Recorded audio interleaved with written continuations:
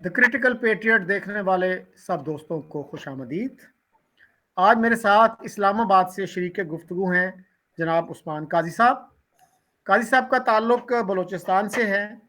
انہوں نے انجینئرنگ کی تعلیم کراچی سے اور پھر ڈیولپمنٹ اکنامکس کی تعلیم مانچسٹر سے حاصل کی۔ اسلام آباد میں ان کی پرائیویٹ لائبریری جو ہے وہ چند بڑی لائبریریوں میں شمار کی جا سکتی ہے۔ پاکستان ایک ایسی نیوکلیئر کیپیبل سٹیٹ ہے جس کے معاشی حالات جو ہیں انتہائی مخدوش ہیں، اور آج کل یہ بحث چل رہی ہے کہ ہمارا ڈیفالٹ ہونے والا ہے، ہم بینکرپٹ ہونے جا رہے ہیں۔ تو جب ہم نیوکلیئر ویپن سٹیٹ بننے جا رہے تھے تو اس وقت ہمارے خیالات جو تھے نا وہ یہ تھے کہ ہم بہت ہی رسپیکٹیبل ایک ملک بن جائیں گے، اسلامی دنیا کی قیادت ہمارے پاس آ جائے گی، لیکن وہ خواہشات ہماری پوری نہیں ہوئی۔ تو کیسے دیکھتے ہیں آپ ان سب چیزوں کو؟ شکریہ شکیل صاحب۔ ڈیفالٹ ہونے جا رہا ہے یا نہیں ہونے جا رہا ہے اس کے بارے میں تو جو ماہرین کی آراء ہیں وہ منقسم ہیں، میں اس بارے میں کچھ وثوق سے نہیں کہہ سکتا۔ البتہ میرا خیال ہے کہ اس سارے مسئلے کی جڑ اس چیز میں ہے کہ ہماری شناخت کیا ہے۔ آیا ہم ایک فلاحی ریاست ہیں یا ہم ایک قومی سلامتی کی ریاست ہیں؟ تو قرائن یہی بتاتے ہیں کہ ہم آئین میں چاہے جو مرضی لکھتے رہیں، بنیادی طور پر ہم قومی سلامتی کی ریاست ہیں، اور ہم دنیا کی ہر چیز کو اسی عدسے سے اسی لینس سے دیکھتے ہیں۔ چنانچہ نیوکلیئرائزیشن کی جہاں تک بات ہے، ہمارا یہ خیال تھا کہ دنیا کو دیکھنے کا جو ڈھنگ ہے یا جو اس کو نقطہ ماسکہ ہے یا اس کا جو فوکل پوائنٹ ہے وہ نیشنل سیکیورٹی ہے، اور نیشنل سیکیورٹی کو ہی اگر مد نظر رکھا جائے تو ظاہر ہے کہ نیوکلیئر پاور ایک پاورفل چیز ہے، ایک نیوکلیئر کیپیبلٹی۔ بدقسمتی سے دنیا نیشنل سیکیورٹی کے واحد اصول کے تحت نہیں چلتی، بلکہ میں تو یہ عرض کروں گا کہ جو نیشنل سیکیورٹی ہے وہ اکنامک سیکیورٹی کے زیر اثر ہوتی ہے۔ اور میرا خیال ہے کہ یہ بات تو 1,00,000 مرتبہ دہرائی جا چکی ہے کہ ہم کتنا بھی کوشش کر لیں، ہم سوویت یونین سے زیادہ نیوکلیئر کیپیبل نہیں ہو سکتے، لیکن اس کی نیوکلیئر کیپیبلٹی اس کو بکھرنے سے اور اس کو کولیپس ہونے سے نہیں بچا سکی، اور بنیادی وجہ اس کا معاشی بحران ہے۔ جب پاکستان نیوکلیئر ہونے جا رہا تھا سنہ 98 میں، تو ایک دلیل یہ بھی دی جا رہی تھی کہ اب یہ ڈیٹرنٹ ہمارے پاس آ جائے گا تو اس کے نتیجے میں جو کنونشنل ملٹری پریپیئرڈنس ہے اس پر خرچ ہمارا کم ہو جائے گا، اس کی ہمیں اتنی ضرورت نہیں رہے گی۔ لیکن اس وقت بھی اس خدشے کا اظہار کیا بہت سے لوگوں نے، بالخصوص ڈاکٹر اقبال احمد نے، کہ ایسا نہیں ہوگا، چونکہ انہیں اندازہ تھا کہ جو ملٹری ایکسپینڈیچر ہے کنونشنل، اس کا تعلق پریپیئرڈنس سے کم ہے، اس کا تعلق پاکستان کی پولیٹیکل اکانومی سے زیادہ ہے، اس کا تعلق پاکستان کے جو امور ہیں، قومی امور، ان کو دیکھنے کے نقطہ نظر سے ہے۔ اور جب تک وہ نقطہ نظر قومی سلامتی والا ملیٹرسٹک رہے گا، تب تک پاور اور اس کے نتیجے میں جو اکنامک پائی میں حصہ ہے یا اکنامک ڈیسیجن میکنگ ہے، اس پر کوئی فرق نہیں پڑنے والا۔ تو میرا خیال میں بنیادی جو بحران ہے وہ شناخت کا ہے کہ ہماری ریاست کی ترجیح کیا ہے اور ہماری ریاست کی شناخت کیا ہے۔ جی قاضی صاحب، مجھے بھی یاد ہے وہ ڈیبیٹ جو ہوتی تھی، شیریں مزاری صاحبہ جیسے لوگ جو نیوکلیئر آپشن کے بہت بڑے حامی تھے، وہ یہی کہا کرتے تھے کہ ہمارے سارے معاشی مسائل اس سے حل ہو جائیں گے، اور کنونشنل ڈیفنس پر جو ہم خرچ کرتے ہیں وہ نہیں کریں گے کیونکہ ہمارے پاس ایک نیوکلیئر ڈیٹرنس آ جائے گا۔ لیکن ان کے جو مخالفین تھے، ان میں بین الاقوامی مخالفین بھی شامل ہیں اور پاکستان میں رہنے والے بھی، ان کا خیال تھا کہ ایسا نہیں ہوگا، جن میں اقبال احمد صاحب کا نام آپ نے لیا، پرویز ہودبوئی تھے، اے ایچ نیر تھے، ان کا خیال تھا کہ ایسا کہیں ہوا نہیں، ہو سکتا آپ کر لیں۔ بہرحال تو اس کے بعد سر ہم آتے ہیں کہ کیوں ہم اپنی اکانومی پر فوکس نہیں کر سکتے، کہ اتنے مطلب Pakistan is not north Korea, اتنی برین واشنگ نہیں ہے جتنی نارتھ کوریا میں ہے، اس کے باوجود کچھ چیزوں میں ایسے لگتا ہے کہ ہماری برین واشنگ کر دی گئی ہے۔ مثلا ہسٹری کو جس طرح سے ہم دیکھتے ہیں، تو ابھی کل ہی ہمارے فارن منسٹر نے کہا کہ نریندر مودی جو ہیں، وزیر اعظم نریندر مودی، وہ گجرات کے بچر ہیں، اور میں سوچ رہا تھا کہ وہ شخص جس کو کہا جاتا ہے बंगाल का बुचर और फिर बलोचिस्तान का बुचर कहा गया, टिक्का खान, जनरल टिक्का खान, उसको तो आपने अपनी पार्टी का सेक्रेटरी जनरल बना लिया था। तो आप कैसे देखते हैं इस कंट्राडिक्शन को? नहीं, मेरा ख्याल है कि ये कोई कंट्राडिक्शन नहीं है पर से। मैं apologies for sounding like a broken record. मैंने पहले अर्ज किया कि चीज़ों को देखने का जो ढंग है वो कौमी सलामती के नुक्ता नज़र से है, और कौमी सलामती के नुक्ता नज़र से नरेंद्र हमारी जो कौमी पॉलिसी है उसका ताल्लुक कोई एब्सोल्यूट या एब्स्ट्रैक्ट ह्यूमन राइट्स से कोई उसका ओरिएंटेशन नहीं है। उसका ओरिएंटेशन इस चीज़ से है कि कोई शख्स अगर हमारा दुश्मन है या परसीव्ड दुश्मन है तो वो बुरा है, उसका हर काम बुरा है। उसकी बंगाल में, उसकी गुजरात में बुचरी जो है वो बुरी है। कोई शख्स हमारा है, हमारे कौमी सलामती के नैरेटिव से मुतालिक है या उसका वो एक पिलर है या रहा है, तो उसकी जो सो टर्म्ड बुचरी है वो टॉलरेबल है और वो वसी तर कौमी मफाद में थी।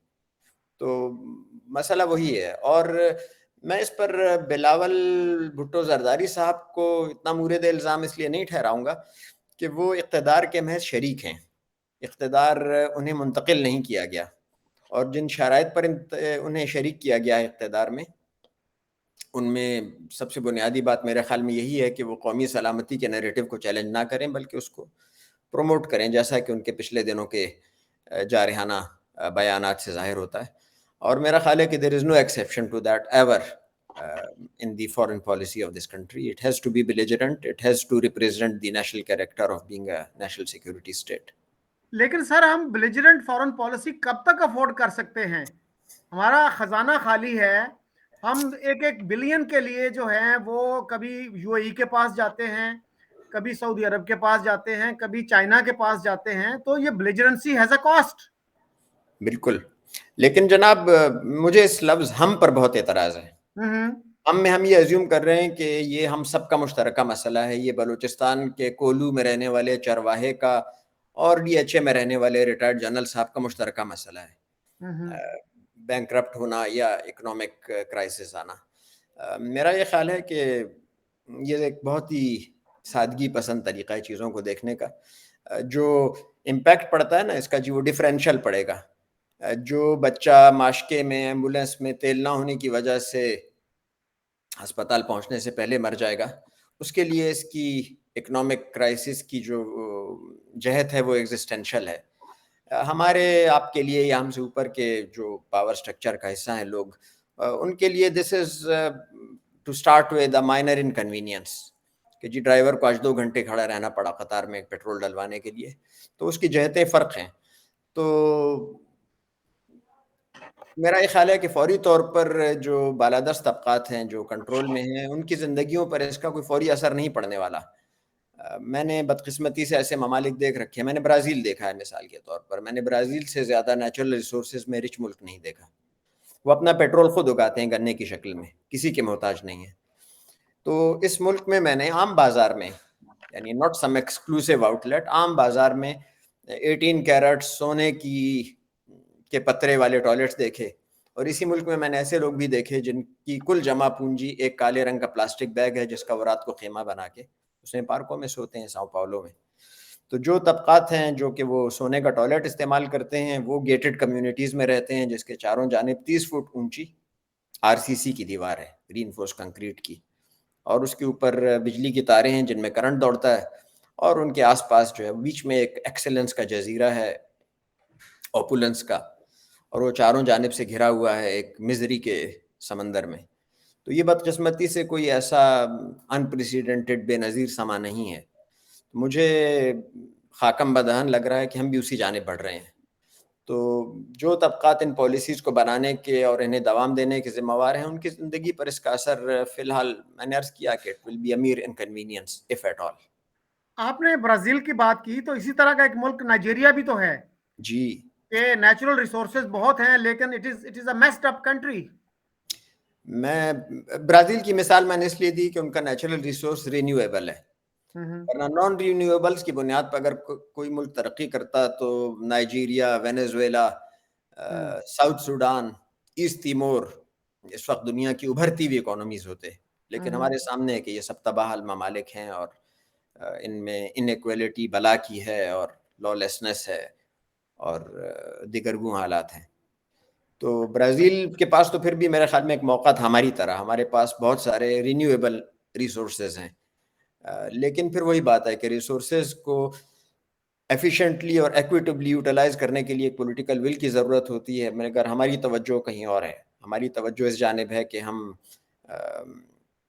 دا ایلیوزو مسلم امہ کے لیڈرز ہیں نیشنل سیکیورٹی کے پرسپیکٹو سے۔ اچھا قاضی صاحب، یہ بھی ایک حقیقت ہے کہ جو اپر کلاس ہے، جو ریٹائرڈ جنرلز ہیں، بیوروکریٹس ہیں، امبیسڈرز ہیں، ان سے علاوہ بھی بہت سے لوگ ایسے ہیں جو کہ کیا کہیں گے ان کو، یوزفل ایڈیٹس ہیں، جو ان کے نیریٹو کو سپورٹ کرتے ہیں.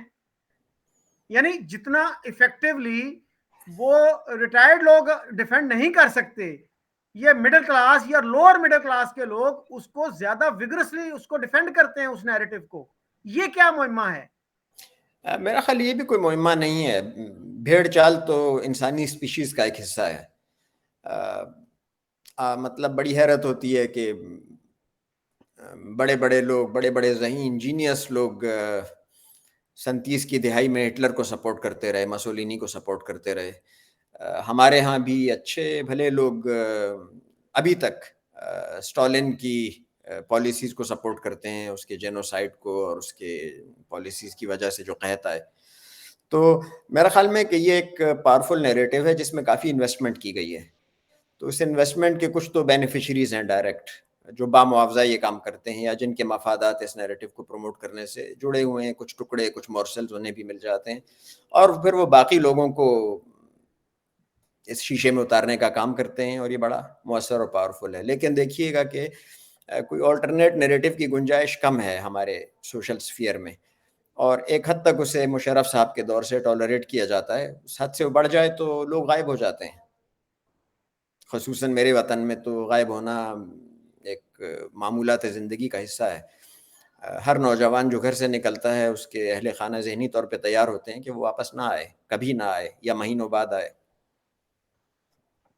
اچھا قاضی صاحب، یہ بتائیے گا کہ اس صورتحال سے نکلنے کا کیا ہے طریقہ؟ مثلا جنرل باجوہ نے، جو ریٹائرڈ آرمی چیف ہیں، انہوں نے کوئی 3.5-4 سال پہلے کچھ سینئر جرنلسٹوں کو یہ بتایا کہ میں نے اپنے ایک ادارے سے یہ ریسرچ کروائی ہے کہ انڈیا پاکستان ٹریڈ جو ہے وہ پاکستان کے لیے زیادہ یوزفل ہے، زیادہ فائدہ مند ہے، بینیفیشل ہے. لیکن اس کے بعد ہمیں پالیسی میں کوئی چینج نظر نہیں آیا. تو اگر ان کو احساس ہو بھی گیا تھا، اور he was a very powerful army chief and army is the most powerful institution, تو وہ بھی کوئی تبدیلی نہ لا سکے، کیا کہیں گے آپ اس کو؟ میں دوبارہ عرض کروں گا کہ مجھے پاکستان کوٹ ان کوٹ کو فائدہ جو ہے نا، یہ لفظ مجھے بڑا ایبسرڈ لگتا ہے. آپ دیکھیے کہ پاکستان میں کس کو فائدہ ہے ریجنل ٹریڈ بوسٹ کرنے سے؟ اور صرف انڈیا ہی نہیں، افغانستان سے بھی ہمارے تعلقات آپ دیکھ رہے ہیں کہ اتار چڑھاؤ، بلکہ اتار کا ہی شکار رہتے ہیں اکثر و بیشتر، چاہے کیسی بھی حکومت ہو وہاں پر. تو اور آگے سینٹرل ایشیا کا راستہ ہم نے بند کر رکھا ہے اپنے لیے. تو آپ نے فرمایا کہ پاکستان کو فائدہ ہے. پاکستان میں کس کو فائدہ ہے؟ اور کشیدگی برقرار رہنے کا پاکستان میں کس کو فائدہ ہے؟ وہ لوگ کہتے ہیں کہ جی ایک نہیں دو پاکستان، میں تو کہتا ہوں ایک نہیں کئی پاکستان. تو ان میں سے کچھ پاکستانوں کو کشیدگی برقرار رہنے کا نقصان ہے، اور کچھ کو کشیدگی برقرار رہنے کا فائدہ ہے. اور آپ نے فرمایا کہ باجوہ صاحب was a powerful army chief. دیکھیے وہ کوئی رستم پہلوان تو نہیں تھے، وہ تو اپنے ادارے کی اسٹرینتھ پر کھڑے تھے نا جی. تو ادارے کے اندر مجھے انسائٹ نہیں ہے کہ ادارے کے اندر مختلف لوگ جو باجوہ صاحب یا کسی بھی چیف کے دست و بازو ہوتے ہیں وہ کس طرح سوچتے ہیں. آیا وہ کوئی انالیسس بھی اس کا کرتے ہیں کہ اس کا میڈیم ٹو لانگر ٹرم کیا امپیکٹ پڑے گا ان کی اپنی ویل بینگ پر؟ اور ایک ایزی شارٹ کٹ تو دیکھا ہی ہے آپ نے کہ لوگ ریسورسز باہر منتقل کرتے ہیں اور ملک سے باہر چلے جاتے ہیں. ہمارے 25 ملین بچے جو ہیں، یعنی 2.5 کروڑ کے قریب، جی وہ اسکولوں سے باہر ہیں، لیکن ہمیں ان کی کوئی فکر نہیں ہے. تو ہم اپنا فیوچر اپنے ہاتھوں سے تباہ کر رہے ہیں گویا. اور پاپولیشن کنٹرول پہ ہماری کوئی توجہ نہیں ہے.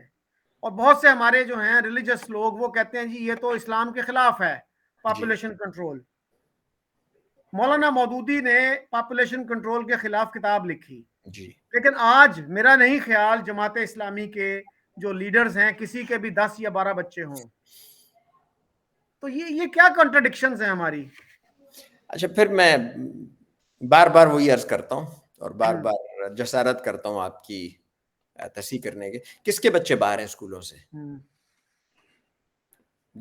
جس کے بچے اسکولوں سے باہر ہیں، آیا ان کا کوئی انفلوئنس ہے اس پالیسی کو تبدیل کرنے پر؟ تو جن کا انفلوئنس ہے ان کے بچے تو اسکول سے باہر نہیں ہیں، بلکہ ملک سے باہر ہیں، اچھے اچھے اسکولوں میں. ملک کے اندر بھی جو ہیں وہ ایکسکلوسیو اسکولوں میں ہیں. تو مجھے فکر جہاں کیوں ہو جہاں تیرا ہے، یا میرا پاکستان تیرا ہے یا میرا. اچھا، وہ جو آپ نے فرمایا کہ جی وہ ریلیجس لیڈرز، میرا یہ قوی گمان ہے کہ جو ریلیجس لیڈرز یا ریلیجس ملا لابی کے انفلوئنس کو بیان کیا جاتا ہے وہ کافی ایگزیجریٹڈ ہے اس ملک میں. میں آپ کو ایک حالیہ مثال دیتا ہوں. ابھی کوئی 3 سال پہلے تک آپ کو یاد ہوگا کہ پاکستان بھر میں یقیناً اور اسلام آباد میں تو ہم نے آپ نے خود دیکھا کہ جگہ جگہ روہنگیا مسلمانوں پر جاری برمی حکومت کے ظلم و ستم کے خلاف بینر لگے ہوتے تھے، ریلیز نکالی جاتی تھیں، چندے اکٹھے کیے جاتے تھے اور نالا و شیون جاری رہتا تھا. جی جی. آنے واحد میں ایک صبح میں اٹھا تو وہ سارے کا سارا شور و غوغا تھم چکا تھا. مجھے بڑی حیرت ہوئی. پھر کہیں سے افواہ آئی کہ جی برما پاکستان ساختہ JF-17 تھنڈر ہوائی جہاز خریدنے میں دلچسپی رکھتا ہے، اور سنا ہے کہ اس نے خریدے بھی ہیں. تو میں نہیں سمجھتا کہ یہ جو جوش و جذبہ آپ دیکھتے ہیں نا، یہ کوئی اسپونٹینیس انڈیجینس ہے. یہ بھی ریموٹ کنٹرول پہ چلتا ہے، ورنہ آنے واحد میں نہ تھم جاتا. کچھ تو ریزسٹنس ہوتی ہے. اور آف کورس روہنگیا کا ایک جینوئن مسئلہ ہے، ایک انسانی حقوق کا بحران ہے وہاں پر، اور it's virtual genocide that's happening there. لیکن یہ جو بڑی چشم کشا بات ہے کہ آنے واحد میں as if with a click of a button یہ سارا تھم جاتا ہے، اور روہنگیا کا جو سارا وہ رونا پیٹنا ہے وہ ہمارے قومی منظرنامے سے بالکل غائب ہو جاتا ہے.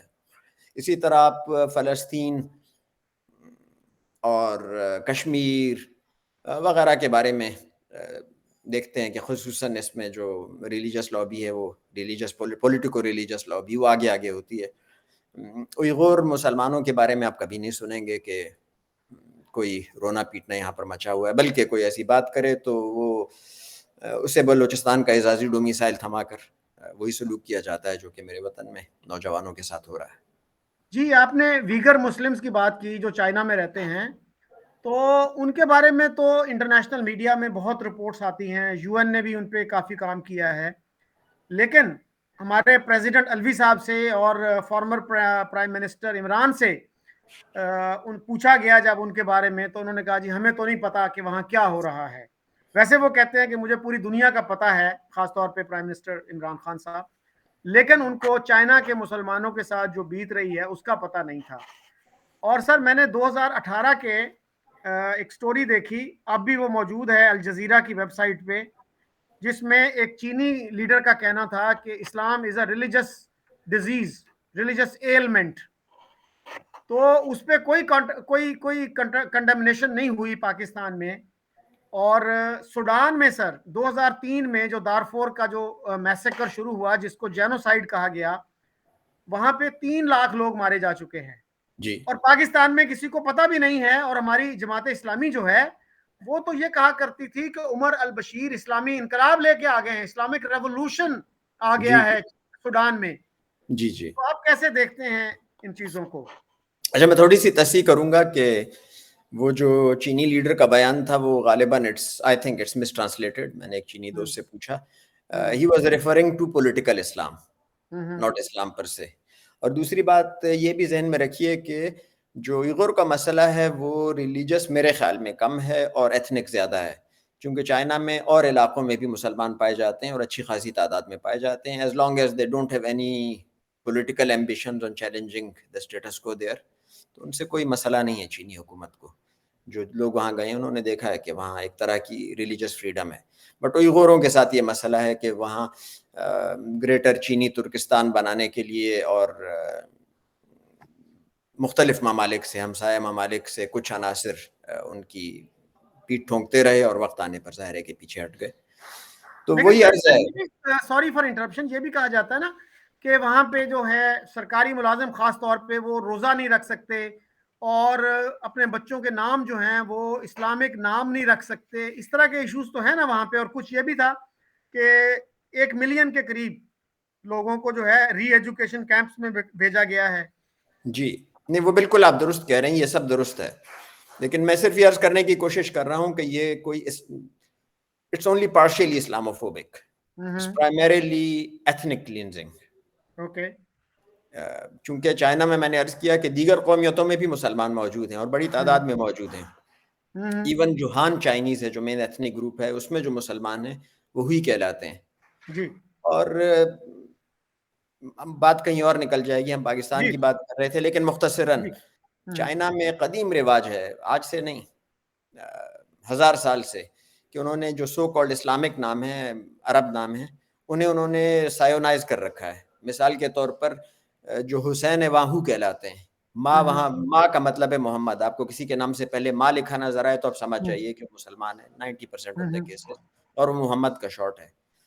تو وہ انہیں ایک, اسے بھی آپ چھوڑیے, تاجکستان تو ایک تقریباً 100% مسلمان ملک ہے نا جی, تو وہاں پر حکومت کی جانب سے یہ انسٹرکشنز ہیں کہ بچوں کے نام تاجکی رکھیں. بچے کا نام فیروز رکھ سکتے ہیں, یاقوت رکھ سکتے ہیں, لیکن اگر آپ نے بچے کا نام عبد المقتدر رکھا تو حکومت آپ کو پکڑ سکتی ہے. جی. وہ ایک سائٹ موضوع ہے. میرے ایک دوست امریکہ میں رہتے ہیں, تو وہ کہنے لگے کہ ایک سعودی نے مجھ سے پوچھا کہ آپ کا نام کیا ہے, تو میں نے کہا میرا نام ناصر ہے. کہتا یہ ناصر یہ تو عربی نام ہے, تمہارا نام کیا ہے, اصل نام کیا ہے, صحیح. تو یعنی سعودی عرب کے لوگوں کے لیے بھی یہ مشکل ہوتا ہے. اب جیسے انڈونیشیا میں جی کافی ہندو رہتے ہیں, غالباً 15% کے قریب. 12 سے 15. ہاں, تو وہاں پہ مسلمانوں کے جو نام ہیں وہ ہمارے لیے بہت سے ایسے لوگ ہوں گے جو کہیں گے یہ تو ہندو نام ہے. جیسے وہاں کے صدر نے, پریزیڈنٹ نے ایک دفعہ کہا کہ میرے پوتے کا نام نریندر ہے. جی. میرے ایک دوست بتا رہے تھے کہ وہ امریکہ میں کورس کر رہے تھے, تو ان کا ایک کلاس میٹ جو تھا وہ انڈونیشین تھا اور اس کا نام وشنو تھا. جی جی. سو اس طرح کی جو چیزیں ہیں وہ ہمارے لیے بہت حیرانی کا باعث بنتی ہیں. اچھا قاضی صاحب, ایک اور مسئلہ جو ہمارے ہاں ہے کہ ہم کہتے ہیں کہ پاکستان اسلام کا قلعہ ہے, اٹ از اے سٹیڈل آف اسلام, اور آئرونیکلی بلیسفمی کے جو کیسز ہیں وہ بھی پاکستان ہی میں سب سے زیادہ ہوتے ہیں. جی جی. تو why don't we see this contradiction? I think we absolutely see it. The problem is کہ ہم اس کو دیکھیے, سینگ اور کوگنیسنس میں فرق ہے نا. تو جو بلاسفیمی کا لا ہے, آپ کو علم ہے کہ وہ ایک مخصوص حالات کی پیداوار ہے, اور اس کا بنیادی مقصد نیشنل سیکیورٹی کے نیریٹو کو ایک ریلیجس ملیٹنسی کی بیساکھی فراہم کرنا تھا. اور اس کے زیر اثر یہ قانون بنایا گیا, جو کہ دنیا کے کسی ملک میں اس کی نظیر ملنا مشکل ہے. تو میرا خیال میں میری سوئی وہیں اٹکی ہوئی ہے کہ this is about the way we define our country. If it's a national security state, it will keep on needing eye-catching, populistic, militaristic slogans or issues to survive. اور یہ واحد مثال نہیں ہے. 37 کی دہائی کے یورپ میں جو رائٹ ونگ موومنٹس چڑھی, انہوں نے بھی اسی قسم کے ایبسٹریکٹ ایشوز نکالے اور عوام کو ان کے پیچھے لگایا, اور اس کا انجام بھی آپ کے سامنے ہے. اچھا, ہمارے ہاں بہت سارے لوگ ہیں جو انڈیا کو کرٹیسائز کرتے ہیں کہ انڈیا جو ہے وہ سیکولرزم کے راستے سے ہٹ گیا ہے. جی. اور یہاں پہ وہ کبھی نہیں کہتے کہ سیکولرزم ہونا چاہیے. یہاں پہ ہمارے آئین میں یہ لکھا گیا ہے کہ پریزیڈنٹ اور پرائم منسٹر کے لیے ضروری ہے کہ وہ مسلمان ہوں. جی. یعنی ڈسکوالیفائی کر دیا. ایک طرف ہمارا جو کانسٹیٹیوشن ہے, آئین ہے, وہ کہتا ہے کہ سب سٹیزنز برابر ہیں. جی. اور ساتھ ہی وہ یہ بھی کہتا ہے کہ پریزیڈنٹ اور پرائم منسٹر جو ہیں وہ صرف مسلمان ہی ہو سکتے ہیں. جی. تو جب لوگوں سے یہ کہا جائے کہ یار یہ کنٹراڈکشن ہے, تو وہ they refuse to see this contradiction. وہ کہتے ہیں نہیں, ہم تو اسلامک ملک ہیں. تو بھائی کیا اسلامک ملک میں یہ ڈسکریمنیشن ضروری ہے؟ ایک میرا بندہ جو جس کی فیملی صدیوں سے یہاں رہ رہی ہے and he is not a مسلم, تو آپ نے ایک نیا ملک بنا لیا اور راتوں رات آپ اس کو کہتے ہیں کہ بھائی آج سے تم جو ہے وہ دوسرے درجے کے شہری ہو کیونکہ نیا ملک بن گیا ہے. یا تو ایک شخص دوسرے ملک سے کہیں آتا ہے, آپ آتے ہی اس کو بتا دیتے ہیں کہ بھائی یہاں پہ آپ نے اگر رہنا ہے تو یہ شرائط ہوں گی. ایک شخص جو آلریڈی وہاں رہ رہا ہے اس کو آپ کیسے دوسرے درجے کا سٹیزن بنا سکتے ہیں؟ اور ہمارے ہاں سر ابھی ہنا ربانی کھر صاحبہ نے بھی اس کی بات کی کہ جی انڈیا میں ایک نیا سٹیزن شپ لا لایا گیا جس سے ثابت ہوتا ہے کہ وہ فاشسٹ ہیں اور وہ ریلیجس بگٹس ہیں. اب اس لا کو بھی بہت سارے لوگوں نے بغیر پڑھے اس پہ تبصرہ کیا. اس جی میں یہ کہا گیا تھا کہ 2014 تک جو بھی ہندو سکھ کرسچنز انڈیا آ گئے ہیں ان کو فاسٹ ٹریک سٹیزن شپ دی جائے گی. اور اس پہ بہت سارے انڈیا کے مسلمانوں نے بھی احتجاج کیا. شاہین باغ میں انہوں نے سڑکیں بند کر دی وہاں جا کے, اور اس کا نتیجہ پھر یہ ہوا کہ وہاں پہ فسادات ہو گئے. جی جی تو انڈیا کے مسلمانوں کو اس سے کیا تکلیف ہے؟ اور جو لوگ دو قومی نظریے کے حامی ہیں وہ کس منہ سے اس قانون کو کرٹیسائز کر سکتے ہیں؟ کیا وہ یہ چاہتے ہیں کہ انڈیا جو ہے مسلمانوں کے لیے, پاکستانی مسلمانوں کے لیے یا بنگلہ دیش میں رہنے والے مسلمانوں کے لیے بھی اپنے دروازے کھول دے؟ جبکہ آپ نے خود کہا 1947 میں 46 میں کہ ہم علیحدہ قوم ہیں, ہم اتنے ڈفرنٹ ہیں ہندوؤں سے, ہم ان کے ساتھ رہ نہیں سکتے. اور ایون انڈیا میں رہنے والے مسلمان جو تھے ان کی بھی اوور ویلمنگ جو میجورٹی تھی انہوں نے اس کو سپورٹ کیا, بھلے ان کا ووٹ کا حق لمیٹڈ تھا, 10% لوگوں کو ووٹ کا حق تھا, لیکن ہم یہ نہیں کہہ سکتے کہ باقی سارے جو 90% تھے وہ ٹو نیشن تھیوری کے خلاف تھے. آج درست. بھی ہمارے ہسٹورینز, ہمارے اسکالرز بڑے فخر سے کہتے ہیں, ڈاکٹر صفدر محمود خاص طور پہ انہوں نے کئی دفعہ لکھا کہ انڈیا کے مسلمان جو تھے یو پی کے, دلی کے, انہوں نے بہت انتھوزیاسٹکلی ٹو نیشن تھیوری کو, پارٹیشن کی ڈیمانڈ کو سپورٹ کیا. ایسا ہی ہے. تو آپ کیا کہیں گے ان چیزوں کے بارے میں؟ اچھا, میرا خیال ہے کہ it's a matter of being to stick in a particular historical milieu. 1940s 46 میں میں نے کافی کنٹمپریری لوگوں کی تحریریں, آپ بیتیاں وغیرہ پڑھی ہیں, خصوصاً بھارت میں رہ جانے والے مسلمانوں کی. کسی کو یقین نہیں تھا کہ وہ واقعی پاکستان بننے جا رہا ہے. ان کا خیال تھا کہ ایک بارگیننگ پوائنٹ ہے اور کوئی سمجھوتا ہو جائے گا, خصوصاً جو مسلم مائنورٹی پروونسز تھے. پھر انہیں عجیب و غریب قسم کے خواب دکھائے گئے کہ ہم ایک کوریڈور بنائیں گے ایسٹ سے ویسٹ پاکستان تک, جس میں علی گڑھ بھی شامل ہوگا, جس میں دلی بھی شامل ہوگا, اور یہ سب باتیں ریکارڈ پر ہیں. لیکن جو پہلی کنٹراڈکشن آتی ہے کہ جب 7 اگست کو قائد اعظم نے بھارت کو الوداع کہا اور پاکستان تشریف لانے لگے, تو ایئرپورٹ پہ انہوں نے خطاب کرتے ہوئے بھارت میں رہ جانے والے مسلمانوں کو وہاں کے وفادار شہری بن کر رہنے کی تلقین کی. تو میرا یہ خیال ہے کہ جو ٹو نیشن تھیوری ہے وہ ایک محض سیاسی داؤ تھا, کوئی دینی شعار نہیں تھا, کوئی مستقل کوئی پالیسی یا تھیوری نہیں تھی. وہ it was just a political tactic which was employed at a particular time. Unfortunately we got stuck with it because اس کی بنیاد پر ریاست کے وہ مخصوص خد و خال طے کرنا کنوینئنٹ لگا ہوگا جو قوتیں ریاست کو چلا رہی ہیں ان کے لیے, کہ وہ اس کو پروموٹ کرتے رہے. ورنہ تو 7 اگست اور اس کے بعد 11 اگست کی تقریر کا تو بہت ہی پامال موضوع ہے کہ میرے خیال میں اس میں اس دو قومی نظریے کی اس مخصوص ڈیفینیشن کو دفن کر دیا گیا.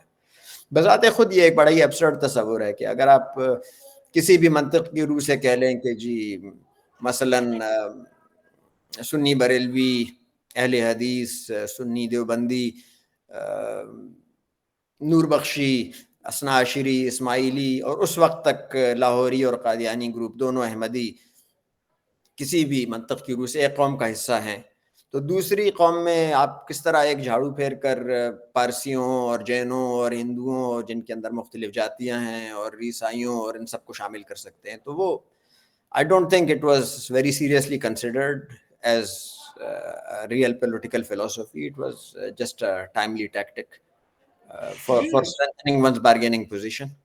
جی قائد صاحب, یہ جو ہے ایک وقت میں تو دو قومی نظریے کی بات کی گئی, اب بھی کی جاتی ہے, لیکن جناح صاحب نے ایک سٹیج پہ سکھوں کو بھی علیحدہ قوم تسلیم کر لیا تھا. جی جی پھر تو 2 بلکہ نیشن تھیوری نہ رہی نا, پھر تو 3 نیشن تھیوری ہونا چاہیے تھا.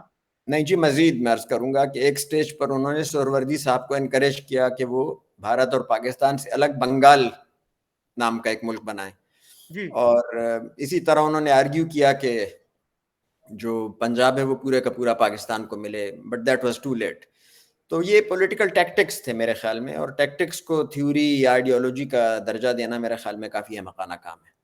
جی, جون 47 میں, مئی میں غالباً مئی میں انہوں نے ماؤنٹ بیٹن سے یہ کہا کہ ایک پنجابی پہلے پنجابی ہوتا ہے, اس کے بعد ہندو یا مسلمان یا سکھ ہوتا ہے. اسی طرح ایک بنگالی پہلے بنگالی ہے, اس کے بعد وہ ہندو یا مسلمان ہے. I تو اس can't agree لیے more. I can't us agree more personally. جی اس کے ساتھ ہی انہوں نے یہ بھی کہا کہ ان دونوں صوبوں کو آپ پاکستان کے حوالے کر دیں, ان کو ڈیوائیڈ نہ کریں. جی جی تو اس پہ ماؤنٹ بیٹن نے کہا کہ جناح صاحب آپ نے تو مجھے انڈیا کو یونائٹ رکھنے کا ایک بڑا اچھا آرگیومنٹ دے دیا ہے. جی جی ایک انڈین بھی پہلے انڈین ہوتا ہے, اس کے بعد ہندو یا مسلمان ہوتا ہے. تو he undermined his own case actually on the 2 nation theory. اور 1941 میں قاضی صاحب انہوں نے یو پی ہی میں ایک جگہ پہ کہا کہ میں 6 کروڑ مسلمانوں کو بچانے کے لیے 2 کروڑ مسلمانوں کو قربان کرنے کے لیے تیار ہوں. جی جی تو کیا میں نے اس کے بعد بھی یو پی کے مسلمانوں کو سمجھ نہیں آئی تھی کہ what is in store for them? اچھا, جو ایکسٹرا آرڈینریلی پاپولر ماس ڈیلیوژنز ہوتے ہیں ان کی پاور کو میرا خیال ہے انڈر اسٹیمیٹ نہیں کرنا چاہیے. اور ہم لوگ جوشیلے لوگ واقع ہوئے ہیں, اور ہم ایک ٹرائبل مائنڈ سیٹ سے ابھی تک نہیں نکلے. شریعت مسلمانوں کی بالخصوص جو لوگ پاکستان میں رہتے ہیں ان کی, تو انہیں ایسی چیزوں پر ابھارنا اور قربانی کے جذبے پر مائل کر دینا کوئی مشکل کام نہیں ہے. وہ آپ کو شاید یاد ہوگا سانحہ کلر سیدہ اور وہ ہاکس بے کا سانحہ. وہ ایک بچی کو خواب آیا کہ جی کربلا پہنچو, اور اس نے بچوں کو اور بوڑھوں کو صندوقوں میں بند کر کے ہاکس بے پہ سمندر برد کر دیا, اور وہ ڈوب کے مر گئے اور سلسلہ ہوا. تو مجھے چندان حیرت نہیں ہے کہ لوگوں کا خون گرما گیا, اور مجھے حیرت نہیں ہوگی کہ اگر ان 2 کروڑ میں سے کم از کم آدھے بھی واقعی باقی 6 کروڑ کے لیے سر کٹوانے کو سخت تیار نہ ہو گئے ہوں. وہ تو بعد میں ہوش آتی ہے تو اندازہ ہوتا ہے کہ کیا ہو رہا ہے. جی, غلام کبریہ صاحب نے ایک کتاب لکھی ہے, اس کا عنوان کچھ ایسے ہے کہ تقسیم ہند کے وقت مسلمانوں کا ذہنی رویہ. جی تو انہوں نے ایک مثال دی ہے کہ میرٹھ میں ایک الیکشن ریلی ہو رہی تھی, تو اس میں ایک مسلمان جس کا تعلق کانگریس سے تھا, وہ یہ تقریر کر رہا تھا کہ بھئی آپ مسلم لیگ کے جھانسے میں نہ آئیں, اور مسلم لیگ کے پاس کوئی اکنامک پروگرام نہیں ہے. کانگریس اگر برسر اقتدار آ گئی تو آپ سب غریب لوگوں کا فائدہ ہوگا, بڑی بڑی ذمہ داریاں ختم ہو جائیں گی, آپ کو زمین ملے گی, آپ خوشحال ہو جائیں گے. تو اس پہ وہ لکھتے ہیں کہ آڈینس میں ایک غریب آدمی تھا جس کے پھٹے پرانے کپڑے تھے. وہ غصے میں اسٹیج پر آیا اور اس اسپیکر پر, اس مقرر پر تھوک دیا کہ ہمیں اسلام چاہیے, ہمیں خوشحالی نہیں چاہیے. یہ فالس ڈائکوٹومی کریٹ کرنا بڑا آسان ہوتا ہے جی, ایز اف اسلام اور خوشحالی کوئی آپس میں اپوزٹ چیزیں ہیں. لیکن پھر وہی میں نے عرض کیا کہ لوگوں کو جذباتی کر کے اپنے مقاصد کے لیے استعمال کرنا کوئی مشکل کام نہیں, بلکہ right now while we are talking this is happening in this country right away. Abstract absurd قسم کے نعروں پر بہت سارے نوجوان جو ہیں وہ جوش میں آ جاتے ہیں, حالانکہ اس کے پیچھے دیکھا جائے تو کچھ بھی نہیں ہے. اٹس لائک وہ کیا کہتے ہیں پوتمکن سٹی, جیسا کہ رشیا میں سوویت یونین میں بنائے جاتے تھے, جس کا صرف فساد ہوتا تھا, پیچھے کچھ نہیں ہوتا تھا. ہم نے سر بلاسفیمی کی بات کی. انڈیا کے ایک اسکالر تھے مولانا وحید الدین خان, جی انہوں نے بلاسفیمی پر ڈسینٹنگ پرسپیکٹو سے کتاب لکھی, اور 98 میں وہ کتاب پبلش ہوئی تو اس پہ فوراً بین لگ گیا تھا جی پاکستان میں. جی بالکل. اور ان کے خلاف ایک کتاب لکھی گئی جس میں کہا گیا, اس کا عنوان یہ تھا مولانا وحید الدین خان اسلام دشمن شخصیت. جی اور اس کے جو تھے کمپائلر جو تھے وہ تھے محمد متین خالد. جی جی جس میں ان کو ایسی کوئی گالی, شاید ایسی گالی ہو جو ان کو نہیں دی گئی, ان کو کہا گیا کہ یہ غدار اسلام ہے, یہ فتنہ وحید الدین قادیانی سوچ کا تسلسل ہے, یہ کہا گیا. ایک صاحب نے کہا کہ یہ لارنس آف عریبیا ہیں, ایک صاحب نے کہا کہ ان کا چہرہ چنگیز سے تاریک تر ہے، دین ملا فی سبیل اللہ فساد کی اعلیٰ مثال ہیں، بکاؤ مال ہیں، خود غرض ہیں، شکم پروری نے انہیں عالمی کفر کا متحرک کارندہ بنا دیا ہے، مسلم امہ کو ناقابل تلافی نقصان پہنچایا ہے۔ تو اس لفاظی کو کیسے دیکھتے ہیں آپ؟ یہ میرا خیال میں میرے اسی گمان کا تسلسل ہے جو میں نے پہلے عرض کیا۔ آپ دیکھیے کہ کم پڑھے لکھے آدمی یا سائنس سے زیادہ ٹیکنالوجی سے تعلق رکھنے والے آدمی کے سامنے آپ یہ الفاظ دہرائیں تو یقیناً اشتعال میں آ جائے گا، وہ مرنے مارنے کو تیار ہو جائے گا۔ تو متین خالد صاحب تو بڑی دلچسپ آدمی ہیں، اور جیسا کہ میں نے شروع میں عرض کیا تھا کہ کچھ لوگ اس کے بینیفیشریز میں سے ہیں، مائنریز سے ہی، تو میرا گمان ہے، بدگمانی ہے، کہ متین خالد صاحب بھی انہی میں شامل ہیں۔ قاضی صاحب any final thoughts before we conclude؟ دیکھیے مطلب میں I don't want to sound cynical، لیکن میرا یہ خیال ہے کہ جب تک جو بیسک پاور سٹرکچر ہے اس میں جو لوگ ہیں ان کی وابستگی زمین سے مستحکم تر نہیں ہوتی، اور وہ کچھ ہوش کے ناخن نہیں لیتے، کچھ تبدیلی آنا مشکل ہے۔ اور لوگ کہتے ہیں اس سے بدتر حال کیا ہوگا، تو بدقسمتی سے میں اس سے بدتر حالات دیکھ چکا ہوں۔ میں نے برازیل کا آپ سے عرض کیا، میں صومالیہ جا چکا ہوں، میں نے ایسے ممالک دیکھے ہیں کہ جہاں پر ان کنٹراڈکشنز کا کوئی اچھا نتیجہ نہیں نکلا۔